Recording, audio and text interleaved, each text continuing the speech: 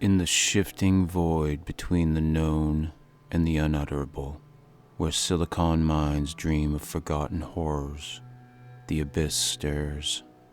Welcome to AI Lovecraft, where machine intelligence weaves eldritch tales beyond mortal comprehension. Listen if you dare. Some things are not meant to be known. Please like and subscribe. Now let's get into the story. The Horrifying Secrets of Black Hollow.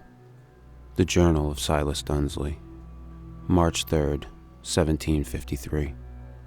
I write these words by the dim glow of my candle, for the night presses against my window panes with an unnatural weight. The air within my chamber is thick, yet I dare not unbolt the window, lest I invite something in. Outside, the mist rolls in heavy waves through the crooked streets, carrying with it whispers too faint to discern, though they linger just at the edge of my hearing.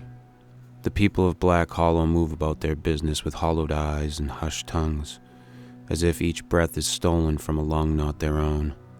They glance over their shoulders, hands trembling as they barter for bread and salted meats, as though expecting unseen fingers to close around their throats at any moment. The silence here is oppressive, thick and suffocating, like a shroud wrapped about the town.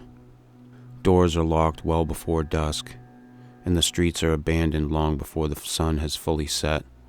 There is fear in this town, though none dare name its cause. But I know. In my brief time here, I have begun to feel its presence, a shadow that creeps at the edge of my vision, an oppressive force that looms behind each idle moment. The very soil feels wrong beneath my feet, and the stones of the town bear markings worn by centuries, marks no man here claims to understand. But I have seen them before, in the oldest tomes of forbidden knowledge, where scholars whispered of things lost to time. Whatever slumbers beneath this town is stirring, and I fear that soon we shall all know its name. March 10th, 1753. The church upon the hill stands tall, its spire piercing the heavens like a dagger plunged into the sky. It is an imposing structure, grander than a town of this size should possess, its dark timbers and towering stone walls exuding an air of silent menace. The massive wooden doors are adorned with iron reinforcements, their carvings a strange mix of biblical iconography and something more eldritch, something older. At its highest point, a great bell looms, silent and still, though the townsfolk say it sometimes tolls in the dead of night when no hand is there to ring it. Inside, the air is cold, unnaturally so, carrying the scent of aged wood and something faintly metallic like dried blood. The pews are arranged in strict, unyielding lines, as though their presence alone might hold something back. The altar is adorned with elaborate carvings, some depicting saints and martyrs, others far less recognizable, seeming to twist and shift when viewed from the corner of the eye. There are whispers of a hidden door beneath the altar, an entrance to something much older than the church itself. I have studied the threshold, tracing my fingers over the strange sigils carved into heavy wooden doors.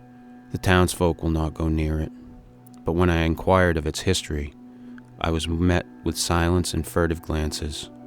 But my research tells another tale. The original settlers, Puritans, righteous and unbending, built their church upon this accursed hill, believing they could claim dominion over what lay beneath. Their arrogance was their undoing. The records I have uncovered speak of strange occurrences, of children born without eyes, of voices heard in the cellars at night, of a congregation that dwindled not from sickness nor war, but from something far worse. Surrender. March 15th, 1753. I have found something. Beneath the church lies a passage, hidden beneath the flagstones of the cellar, carved into the rock with precision beyond the skill of any man. The air is thick with moisture, and the very walls seem to pulse as though alive. The deeper I go, the more I hear it, the sound, the infernal rhythm that beats beneath the earth, slow and ponderous, like the breathing of some unseen colossus. The walls of the passage are etched with symbols, their meanings lost to time. though their presence alone is enough to instill a sense of dread. The darkness ahead is thick, swallowing the light of my lantern as though it resents the intrusion. I did not enter alone. Samuel Harrow accompanied me, a stout man with a steady hand, yet as we descended, I saw the color drain from his face. He whispered that we should turn back, that the darkness ahead was not meant for men. I admit my own terror, but the hunger for knowledge outweighs fear. We pressed on. March 18th, 1753. Samuel is gone. We reached the end of the tunnel where the cavern yawned before us, an abyss so unfathomable that my lantern's feeble glow was swallowed whole by the oppressive darkness. The air itself felt different here, thicker, heavier, tainted with a damp, metallic scent that clung to the back of my throat. I hesitated at the threshold, my breath coming in ragged gasps as a sound. A whisper of shifting weight echoed from the unseen depths ahead. And in that abyss something moved. It did not step or shuffle like a beast of the earth, nor did it crawl with the hesitant skittering of vermin. No, this thing flowed, slithered, gliding through the unseen depths with an alien grace, a presence that had never known the touch of sunlight nor the constraints of mortal flesh. The very stone beneath my feet trembled at its passing, as if recoiling from the thing's presence.